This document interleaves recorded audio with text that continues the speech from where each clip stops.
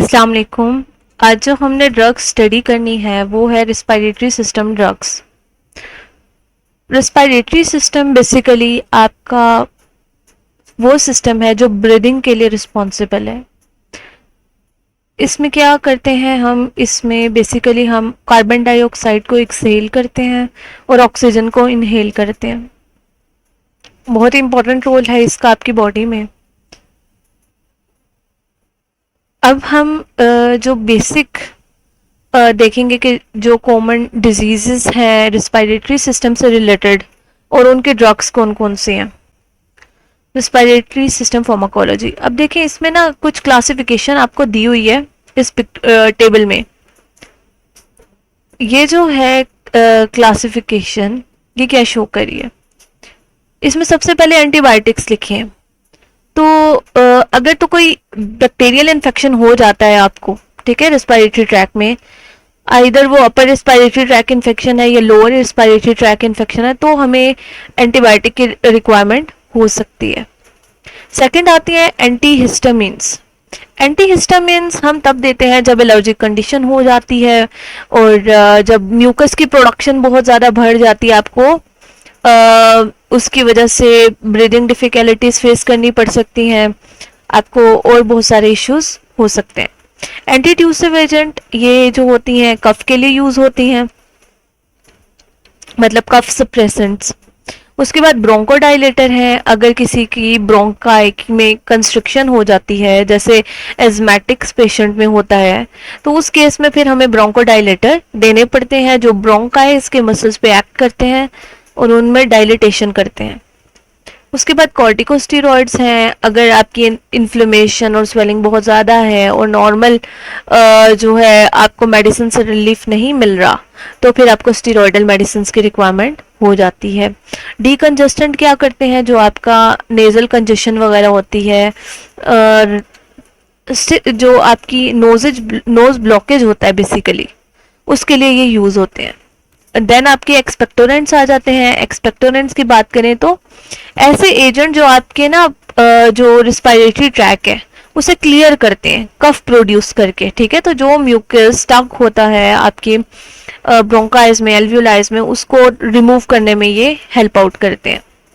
Then आपका आ जाता है म्यूकोलाइटिक एजेंट। म्यूकोलाइटिक एजेंट कौन से होते हैं, ये वो एजेंट हैं जो अगर म्यूकस की जो थिक सी लेयर बन जाती है आपके रिस्पायरेटरी ट्रैक में, उसकी ब्रेकडाउन करते हैं और उसे रिमूव करने में हेल्प आउट करते हैं।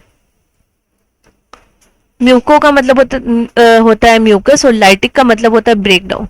तो ये बेसिकली आपके किस लिए यूज होते हैं, ये बेसिकली आपके रिस्पायरेटरी ट्रैक में म्यूकस की ब्रेकडाउन के लिए यूज किए जाते हैं।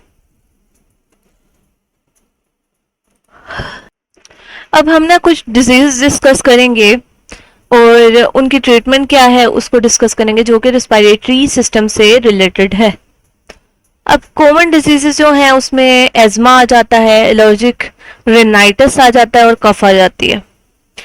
एज्मा क्या होता है? एज्मा बेसिकली ऐसी कंडीशन को बोलते हैं जिसमें जो आपका रिस्पायरेटरी ट्रैक है या एयरवे है, ठीक है, उसमें क्या हो जाएगा, वो हो जाएगा कंस्ट्रक्ट, यानी कि उसका साइज हो जाएगा रिड्यूस।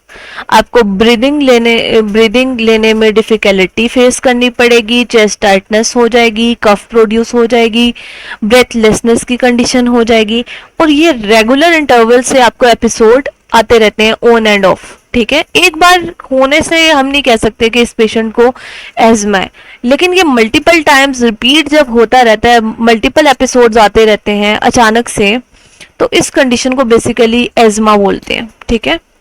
अब इसमें जो आपकी ये सारे सिम्टम्स आते हैं उन, एक तो ये कि इससे हम सिम्टोमेटिक ट्रीटमेंट भी करते हैं, ठीक है। बेसिकली इसकी मैनेजमेंट ही होती है और मैनेजमेंट में यही चीज़ें आ जाती हैं कि हमने सिम्टोमेटिक ट्रीटमेंट करनी होती है, यानी कि जो जो आपके सिम्टम्स आ रहे हैं उनको रिलीफ देने के लिए हम डिफरेंट मेडिकेशंस यूज़ करते हैं। जैसे शॉर्टनेस ऑफ ब्रेथ आ रहा है ब्रोंको कंस्ट्रिक्शन की वजह से, तो हम ब्रोंकोडाइलेटर यूज़ करेंगे। अगर बहुत ही एक्सट्रीम कफ आ रही है तो हम एंटीट्यूसिव एजेंट यूज़ करेंगे। अगर विजिंग साउंड आ रही है और म्यूकस ज़्यादा है तो फिर हम एंटीहिस्टामिन्स यूज़ करेंगे, ठीक है। तो इस तरह मल्टीपल थेरेपीज आपकी इसमें दी जाती हैं। प्रोटोटाइप ड्रग्स की बात करें जो एज़मा में यूज होती हैं तो उसमें सबसे पहले आ जाते हैं बीटा 2 एड्रेनर्जिक्स। ठीक है, बीटा 2 एड्रेनर्जिक्स आपको पता है कि जो सिंपैथेटिक सिस्टम में हमने एक एक्शन पढ़ा था कि जो सिंपैथेटिक नर्वस सिस्टम जब भी एक्टिवेट होता है तो वो बेसिकली ब्रोंकोडाइलेशन कर देता है, यानी कि ब्रोंकाइस को डायलेट कर देता है। तो ये वाला जो एक्शन है इस सिंपैथेटिक एगोनिस्ट का वो यहाँ पर हम यूज करते हैं। ठीक है, इसमें जो बीटा 2, क्योंकि बीटा 2 रिसेप्टर्स होते हैं कहाँ पर, आपके लंग्स के अंदर, ब्रोंकाई के अंदर। तो बीटा 2 एगोनिस्ट हम देंगे, वो क्या करेंगे, ब्रोंकोडाइलेशन करेंगे और आपको ईज हो जाती है सांस लेने में। इसकी सबसे कॉमन एग्जांपल है सल्ब्यूटामोल की, जो आपका वेंटोलिन आता है। ठीक है, वो आपका एड्रेनर्जिक एगोनिस्ट ही होता है। कॉर्टिकोस्टेरॉइड्स, अगर कंडीशन थोड़ी सिवियर हो गई है, आपको नॉर्मल मेडिकेशन से आराम नहीं आ रहा, तो फिर हमें स्टीरॉयडल मेडिसिन भी देनी पड़ती हैं। उसमें आपके स्टीरॉयडल स्प्रेज वगैरह आ जाते हैं, जैसे जेल्टाइड वगैरह आ जाते हैं, आपके फ्लूटिकासोन के इनहेलर्स वगैरह आ जाते हैं। ठीक है, फिर वो मेडिकेशन हमें एडअप करनी पड़ती है। कॉम्बिवियर, ये वो सारी जितने भी रोटा कैप्स हैं वो फिर स्टीरॉइड्स में आ जाते हैं। देन आपके आ जाते हैं ल्यूकोट्राइन्स। ल्यूकोट्राइन्स हमारे पास, अभी इन्हें हम थोड़ा डिस्कस भी करेंगे। ल्यूकोट्राइन बेसिकली ना आप के ऐसे समझ लें इन्फ्लेमेटरी मीडिएटर्स है।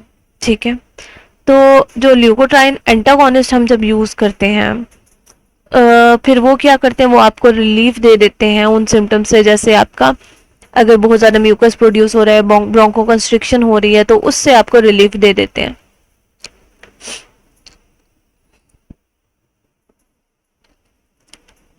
अच्छा, उसके बाद हम ज़ैंथेन ऑक्सीडेज इनहिबिटर्स भी यूज़ करते हैं। ये बेसिकली एक एंजाइम के इनहिबिटर्स होते हैं और ये भी हम इसकी जो आपकी एज़मा की थेरेपी है उसमें यूज़ करते हैं। सबसे पहले आपके आ जाते हैं बीटा 2 एड्रेनर्जिक्स। ठीक है, ये इनहेल्ड फॉर्म में भी यूज़ किए जाते हैं। ठीक है, ये बीटा 2 इनकी एक्टिविटी होती है, यानी कि बीटा 2 रिसेप्टर्स पे जाके एक्ट करेंगे और उधर स्टिमुलेशन करेंगे, ब्रोंकोडाइलेशन करेंगे, और ड्रग ऑफ चॉइस भी आपकी एज़मा में यही है। ठीक है, सबसे पहले यही दिए जाते हैं। इनके as compare to other side effect भी कम होते हैं और ब्रोंकोडाइलेशन कर देते हैं और ब्रीदिंग डिफिकल्टीज को क्या कर सकते हैं, वो आपको रिड्यूस कर देते हैं। अच्छा, इनका अगर ऑनसेट ऑफ एक्शन की बात करें तो रैपिड इनका ऑनसेट होता है, आपको 4 to 6 आवर्स के लिए रिलीफ मिल जाता है। ठीक है, अब सिम्टोमेटिक ट्रीटमेंट में अगर हम बात करें तो ब्रोंकोस्पैज्म के लिए बेसिकली ये यूज़ करते हैं। ब्रोंकोस्पैज्म कहते हैं ब्रोंको कंस्ट्रिक्शन को, यानी कि ब्रोंकाई का कंस्ट्रिक्ट हो जाना, उसके लिए यूज़ करते हैं।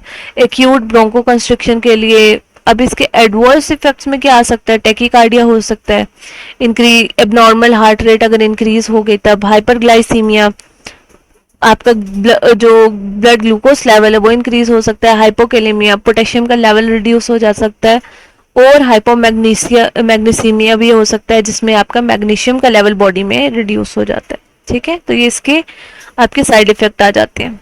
फिर आपके आ जाते हैं corticosteroids. Corticosteroids basically inhaled form में यूज़ किए जाते हैं। ये ड्रग ऑफ चॉइस होते हैं उन पेशेंट में जिनमें आपका जो है मतलब थोड़ा सा सिवियर फॉर्म होती है एज़मा की जिनमें। ठीक है, कभी कभी हम माइल्ड केसेस में भी स्टार्ट करवा देते हैं। ठीक है, तो डिपेंड करता है पेशेंट की कंडीशन पे। जब आप वैसे तो स्टेरॉइड्स की तरफ हम तभी मूव करते हैं जब हम कोई भी दूसरी मेडिकेशन इफेक्ट प्रोड्यूस नहीं कर रही होती, तो हम स्टेरॉइड्स की तरफ मूव करते हैं।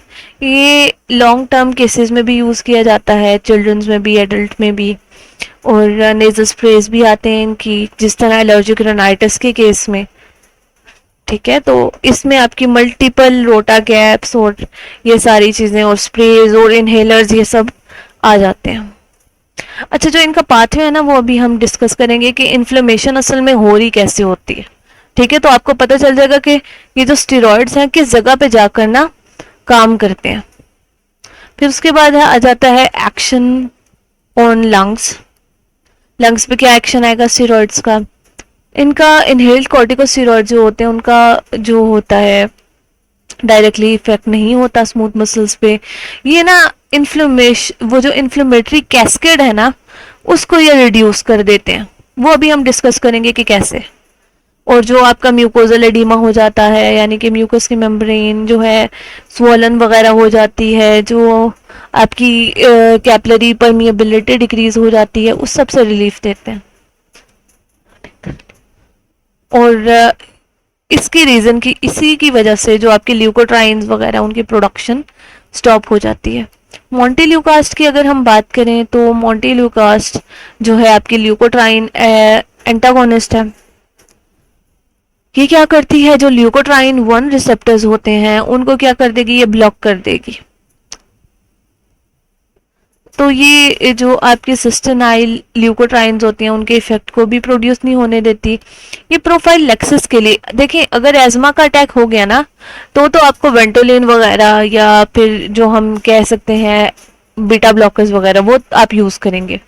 सॉरी, बीटा ब्लॉकर्स कह रहे हैं, बीटा 2 एगोनिस्ट, ठीक है, वो आप यूज करेंगे। लेकिन ये जो मोंटेल्यूकास वगैरह होती हैं ये आप प्रिवेंशन के लिए यूज करते हैं कि वो अटैक हो ही ना, ठीक है। तो प्रोफाइलेक्सिस के लिए ये यूज की जाती है, इफेक्टिव होती है, काफी इफेक्टिव थेरेपीज की आ जाती है, ब्रोंकोडाइलेशन कर देती है। अगर ब्रोंकोडाइलेशन होगी तो ऑब्वियसली आपका एजमा का अटैक नहीं आएगा। ये आप सीजनल एलर्जीज वगैरह में, एलर्जिक रेनाइटिस, इनमें भी ये हम यूज करवाते हैं। फार्माकोकाइनेटिक्स की बात करें तो ये आपकी ओरली एक्टिव होती हैं।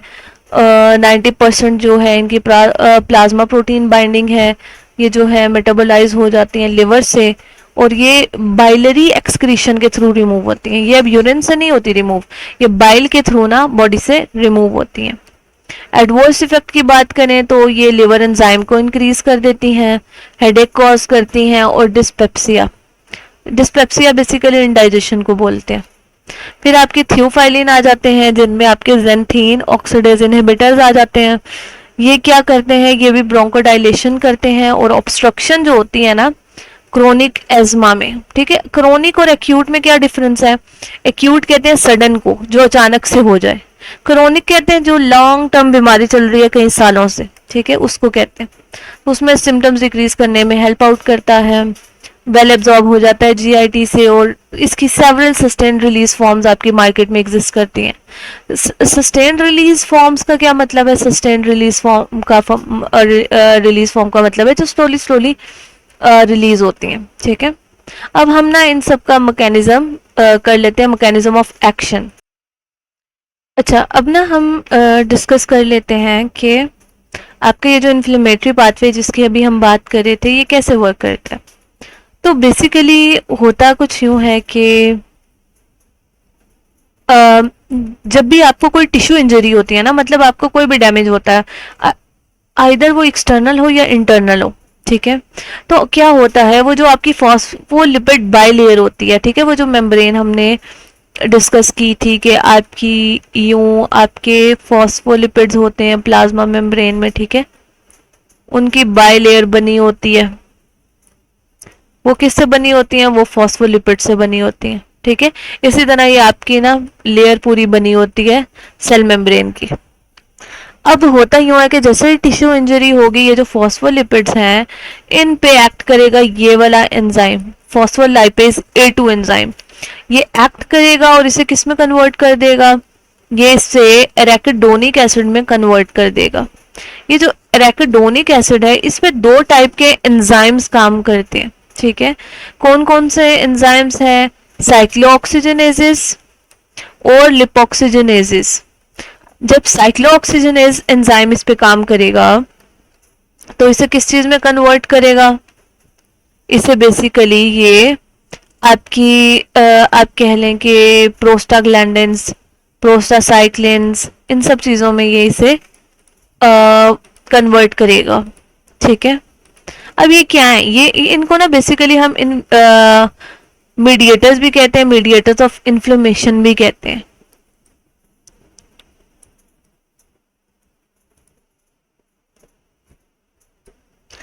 अब ना ये जो आपको प्रोस्टाग्लैंडिन नजर आ रहे हैं, ये देखिए प्रोस्टाग्लैंडिन G2 है, प्रोस्टाग्लैंडिन H2 है, फिर प्रोस्टासाइक्लिन, प्रोस्टाग्लैंडिन और थ्रोम्बोक्सिन A2 बन रहे हैं। तो ये जो PGE2 है, ये प्रोस्टासाइक्लिन्स हैं, इनके ना कुछ इन्फ्लेमेटरी के अलावा भी रोल है, जैसे GIT ट्रैक्ट को प्रोटेक्ट करते हैं, किडनी को डैमेज होने से प्रिवेंट करते हैं, ठीक है। उसके अलावा ये जो प्रोस्टाग्लैंडिन होता है, ये पेन कॉज करता है, इन्फ्लेमेशन कॉज करता है, मतलब आपको बताता है कि आपकी बॉडी में इस जगह पे चोट लगी है। ये जो इन्फ्लेमेशन होती है, रेडनेस होती है, ये क्यों होती है? ताकि आपके वहां पर अगर कोई बैक्टीरिया वगैरह है तो वहां पर WBCs आके फाइट करें, वहां पर जो है रिपेयरिंग एजेंट्स को पहुंचाया जाए। तो इन्फ्लेमेशन और ये जो पेन है, ये बहुत इंपॉर्टेंट प्रोसेस है और ये होना चाहिए, ठीक है। लेकिन ये जब बहुत एक्सीड हो जाता है बियॉन्ड बियरिंग, ठीक है, तो उस केस में ना फिर हम मेडिकेशन का यूज करते हैं। लेकिन और ये जो है, ये आपका एक नेचुरल प्रोसेस है और ये रिक्वायर्ड होता है बॉडी को। फिर थ्रोम्बोक्सिन आ जाता है। थ्रोम्बोक्सिन क्या करता है? ये आपके प्लेटलेट एग्रीगेशन में रोल प्ले करता है। मतलब जब आपको चोट लगती है, जो क्लॉटिंग का प्रोसेस हो रहा होता है, उसमें ये रोल प्ले करता है। उसके बाद इसका दूसरा पाथवे, अगर इस पे लिपोक्सिजनेज एंजाइम काम करेगा तो फिर क्या होगा? तो आपके ल्यूकोट्राइन प्रोड्यूस होंगे। ये ल्यूकोट्राइंस क्या करते हैं? ये आपकी रिस्पायरेटरी ट्रैक में जाते हैं और वहां पर ब्रोंको कंस्ट्रक्शन करते हैं, मतलब ब्रोंकाई को कंस्ट्रक्ट कर देते हैं। एजमा अटैक्स इनकी वजह से अगर ये बहुत ज्यादा प्रोड्यूस होने शुरू हो गए, एजमेटिक अटैक्स आ सकते हैं। स्मूथ मसल्स की कॉन्ट्रैक्शन भी ये करवा देते हैं, ठीक है। अब जो आपकी डिफरेंट ड्रग्स हैं, जैसे कि अभी हमने डिस्कस की हैं, उनकी अगर हम बात करें तो उनमें से जो आपके स्टीरॉइड्स थे ना, वो इधर एक्ट करते हैं, इस फॉस्फोलाइपेज A2 वाली साइट पे, ठीक है। वो इसे ब्लॉक कर देंगे तो बेसिकली ये दोनों पाथवेज ब्लॉक हो जाते हैं, ठीक है। तो स्टीरॉइड्स जो हैं, इसीलिए हम कंसिडर करते हैं कि स्टीरॉइड्स नहीं लेने चाहिए, क्योंकि ये आपकी बॉडी के जो नेचुरल प्रोसेसेस हैं उनको कंप्लीटली स्टॉप कर देते हैं। अब देखिए, वो इस पूरे पाथवे को खत्म कर देते हैं। अब इन्फ्लेमेशन तो चले नहीं होगी, ब्रोंको कंस्ट्रिक्शन भी नहीं होगी, लेकिन जो आपके नॉर्मल प्रोसेस थे, जो आपकी GIT की रिपेयरिंग चल रही थी, जो आपका किडनी डैमेज से प्रिवेंट कर रहा था, जो आपके प्लेटलेट एग्रीगेशन कर रहा था, वो वाले प्रोसेस क्या हो जाएंगे? वो भी आपके इफेक्ट हो जाएंगे और वो वाले सिस्टम जो है आपके फिर प्रॉपर वर्क नहीं करेंगे, ठीक है।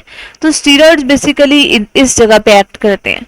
ल्यूकोट्राइन इनहिबिटर जो हमने पढ़े हैं, वो आपके इन ल्यूकोट्राइंस वाली मैकेनिज्म में वर्क करते हैं, ठीक है। उसके अलावा जो ये प्रोस्टाग्लैंडिन्स की बात कर लें तो इस पे आपकी जो कॉक्स इनहिबिटर्स हैं, ठीक है, वो आपके एंसर्ड आ जाते हैं, ठीक है। एंसर्स जो हैं हमने पढ़ी, अभी हम आगे भी पढ़ेंगे, non steroidal anti inflammatory drugs, ठीक है। तो ये बेसिकली जो है, जिसमें आपका डाइक्लोफेनिक आ जाता है, आइब्यूप्रोफेन आ जाती है, निम्सोलाइड आ जाती है, आपकी ये जितने भी पेन किलर्स हैं वो सब इस पाथवे को ब्लॉक करती हैं, इस पाथवे को ब्लॉक करती हैं और आपकी पेन और इन्फ्लेमेशन स्टॉप हो जाती है, ठीक है। अब इसमें कुछ COX-1 जो होते हैं एंजाइम इनहिबिटर होते हैं, कुछ COX-2 होते हैं, कुछ दोनों पे एक्ट करते हैं। जो हमारी ये यूजुअल मेडिसिन है ना, जैसे आपकी ब्रूफेन, नेम्स, ये आपकी ना दोनों एंजाइम्स को ब्लॉक करती हैं। लेकिन कुछ हमारे पास ड्रग्स ऐसी आती हैं जो सिर्फ COX-2 को इनहिबिट करती हैं, ठीक है। तो जो COX-2 को इनहिबिट करती हैं उनमें आपकी सिलिकॉक्सिब वगैरह आ जाती है, इटोरिकॉक्सिब ये वाली, ठीक है। तो ये जो इटोरिकॉक्सिब वगैरह है, ये ना आपकी सिर्फ ये जो पाथवे है ना पेन वाला, इस वाले पाथवे को ब्लॉक करती हैं। लेकिन जो आपकी दूसरी है जो नॉर्मली हम यूज करते हैं, वो COX-1 COX-2 दोनों को ब्लॉक करती हैं। और COX-1 बेसिकली ये प्रोस्टाग्लैंडिन G2 और प्रोस्टाग्लैंडिन H2 की फॉर्मेशन करवा रहे होते हैं, ठीक है। और जो कि आपकी कहाँ यूज हो रही होती हैं? जो कि यूज हो रही होती हैं आपके नॉर्मल प्रोसेसेस में, ठीक है, अदर देन इन्फ्लेमेशन। तो ये जो है सारे के सारे फिर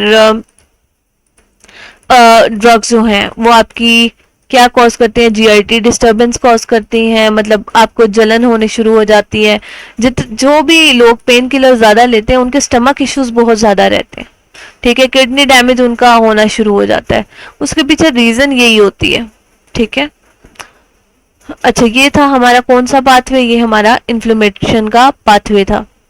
अब उसके बाद जो है हमारा जो प्रोसेस है वो रह गया है थियोफाइलिन। ये जो ज़ैंथेन ऑक्सीडेज इनहिबिटर्स है इनका पाथवे हमने डिस्कस करना है। बाकी तो ऑलमोस्ट हमने स्टीरॉइड्स का भी कर दिया, बीटा 2 एड्रेनर्जिक एगोनिस्ट का भी कर दिया और ल्यूकोट्राइन्स वाला भी कर दिया। ठीक है, अब थियोफाइलिन के ना हम डिस्कस कर लेते हैं उसके मैकेनिज्म को। जो ज़ैंथेन ऑक्सीडेज इनहिबिटर्स हैं जिनमें आपका थियोफाइलिन आ जाता है, ये बेसिकली आपके जो फॉस्फोडाइस्टरेज एंजाइम होता है उसको ब्लॉक करते हैं। और जब उसको ब्लॉक करेंगे तो अल्टीमेटली आपकी जो कंस्ट्रक्शन का पाथवे होता है वो इनहिबिट हो जाता है। तो आपकी बेसिकली जो ब्रोंकाइज हैं वो डायलेट कर जाती हैं और इस तरह से आपको एज्मा में रिलीफ देते हैं। उसके बाद जो आपकी डिजीज़ है वो है एलर्जिक रेनाइटिस। एलर्जिक रेनाइटिस कौन सी कंडीशन है? ऐसी कंडीशन है जिसमें आपके जो नेजल म्यूकोजा होता है उसमें वो हाइपर सेंसिटिव हो जाता है। उसमें आपको किसी भी जो भी आपके डस्ट पार्टिकल हो सकते हैं, कोई भी मैटर हो सकता है, पोलन हो सकता है, उससे आपको स्नीजिंग, इचिंग स्टार्ट हो जाती है जो अल्टीमेटली फिर राइनोरिया करवा देती है। और आपकी कंडीशन ऐसी हो जाती है कि वाटर जैसे वाटर आपकी नोज से सिक्रीट हो रहा हो। उसके अलावा ये नेज़ल ब्लॉकेज भी कॉज करती है, आपको आईज में इचिंग होती है। ठीक है, ये सारे आपके एलर्जिक रेनाइटिस की सिम्टम्स होते हैं। अब बेसिकली ये जो है आपका हाइपर सेंसिटिव रिस्पॉन्स होता है, आपकी बॉडी जो होती है यूजुअल से थोड़ा सा ज़्यादा वर्क कर रही होती है। ठीक है, और जो नॉर्मल चीज़ें हैं उनको भी वो उन पर भी वो हाइपर रिस्पॉन्स दे रही होती है। अब इसमें क्या क्या चीज़ें आ जाती हैं? इसमें आपकी डस्ट आ जाती हैं, पोलन आ जाती हैं, आपके एनिमल्स के कोई डेंडर्स वगैरह, कोई पार्टिकल्स, ये सब आ जाते हैं। अब जो आपका फॉरेन मटेरियल है वो जब आता है तो वो करता क्या है? वो स्टिम्युलेट कर देता है हिस्टामीन रिसेप्टर्स को और हिस्टामीन रिसेप्टर से हिस्टामीन रिलीज होनी शुरू हो जाता है। हिस्टामीन फिर फर्दर ये सारी चीज़ें कॉज करता है जिसमें रनी नोज वगैरह, इचिंग वगैरह, ये सब चीज़ें शामिल होती हैं। म्यूकोजल जो होती है लेयर उसकी थिकनिंग भी हो जाती है, एडिमा हो जाता है, सेलुलर इन्फिल्ट्रेशन भी हो जाती है। अब इसमें जो हम यूज़ करते हैं ड्रग्स वो कौन कौन सी हैं? उनमें उनमें भी अल्फा एड्रेनर्जिक एगोनिस्ट हम यूज़ कर सकते हैं, एंटीहिस्टामीन्स, स्टेरॉइड्स, मोंटेल्यूकास, ये सब हम इसमें भी इस कंडीशन में भी देते हैं। जब हम बीटा एड्रेनर्जिक एगोनिस्ट की बात करते हैं तो इसमें ना हम डिफरेंट जो है आप कह लें कि नेब्यूलाइजर सोल्यूशन भी यूज़ करते हैं। उसके अलावा हम एरोसोल स्प्रेस वगैरह वो जो आपके बीटा एड्रेनर्जिक एगोनिस्ट के होते हैं वो यूज़ कर सकते हैं। समटाइम्स जो है आप वेंटोलिन लेते हो, वेंटोलिन सिरप भी आप यूज़ कर सकते हैं इस कंडीशन के लिए। अब ये क्या करता है? वो जो नेजल म्यूकोजा में इन्फ्लेमेशन हुई होती है उसको वो रिड्यूस करता है। ठीक है, फिर अगर आप इप्राट्रोपियम ब्रोमाइड की बात करो, ठीक है, वो भी आप यूज कर सकते हैं।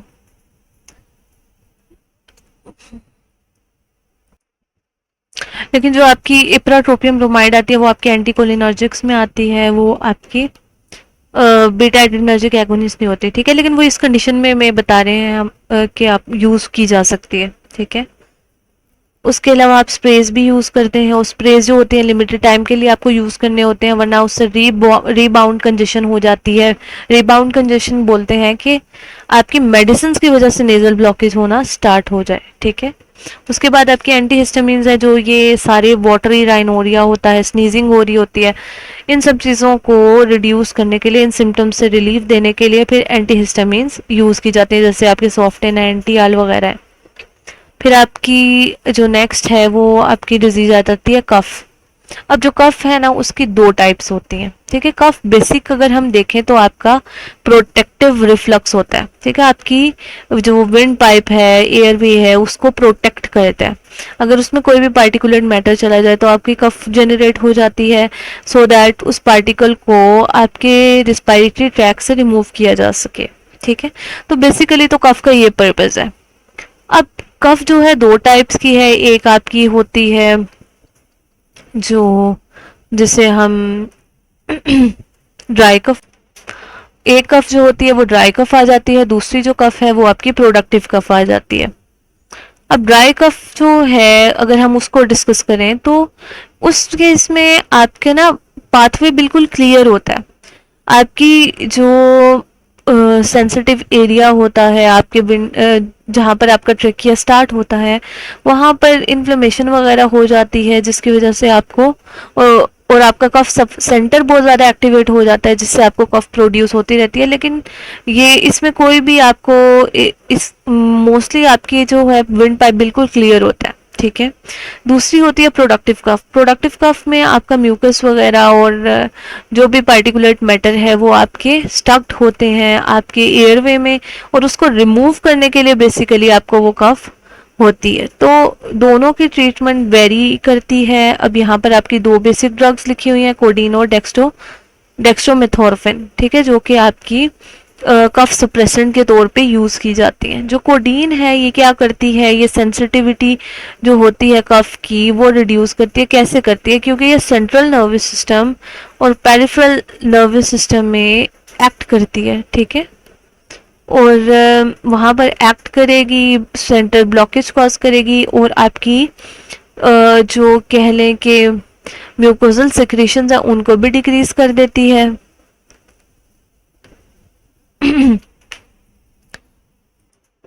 ये जो है बहुत ही लेस क्वांटिटी में ना हम यूज़ करते हैं एंटी ट्यूसिव इफेक्ट के लिए, एज कम्पेयर टू अगर हम एनाल्जेसिया देखें उसमें हाई डोज आपको देनी पड़ती है। जो कॉमन साइड इफेक्ट्स हैं उनमें कॉन्स्टिपेशन आ जाता है, डिस्फोरिया आ जाता है, फटीग आ जाती है, हाँ जी, और इसमें एडिक्टिव पोटेंशियल भी होता है। डिस्फोरिक कंडीशन जो होती है उसको बेसिकली, या डिस्फोरिया, ये आपकी ना अनईजीनेस वाली कंडीशन को बोलते हैं, जिसमें आप मेंटली अनसेटिस्फाइड होते हैं चीज़ों को लेके, ठीक है। तो ये कंडीशन भी ये प्रोड्यूस कर देती है। नेक्स्ट जो है आपकी है डेक्स्ट्रोमेथोर्फिन। डेक्स्ट्रोमेथोर्फिन की अगर हम बात करें तो ये मॉर्फिन डेरिवेटिव्स है, सिंथेटिक नेचर का होता है। ये भी आपके सेंट्रल नर्वस सिस्टम जो कफ सेंटर है उस पर जाकर एक्ट करता है। इसका एनाल्जेसिक इफेक्ट तो कोई नहीं है, लेकिन इसका एंटी ट्यूसिव इफेक्ट होता है। मोस्टली आपके जो सिरप्स वगैरह आते हैं उसमें आपका डेक्स्ट्रोमेथोर्फिन शामिल होता है। अब इसका जो एडिक्टिव पोटेंशियल है वो भी काफ़ी लेस होता है एज कम्पेयर टू अगर हम कोडीन देखें, ठीक है। साइड इफेक्ट की प्रोफाइल भी इसकी बेटर है और ये इफेक्टिवली यूज़ किया जाता है एज अ कफ सुप्रेसेंट, ठीक है। बहुत सारे आपके मल्टीपल सिरप्स का ये पार्ट होता है।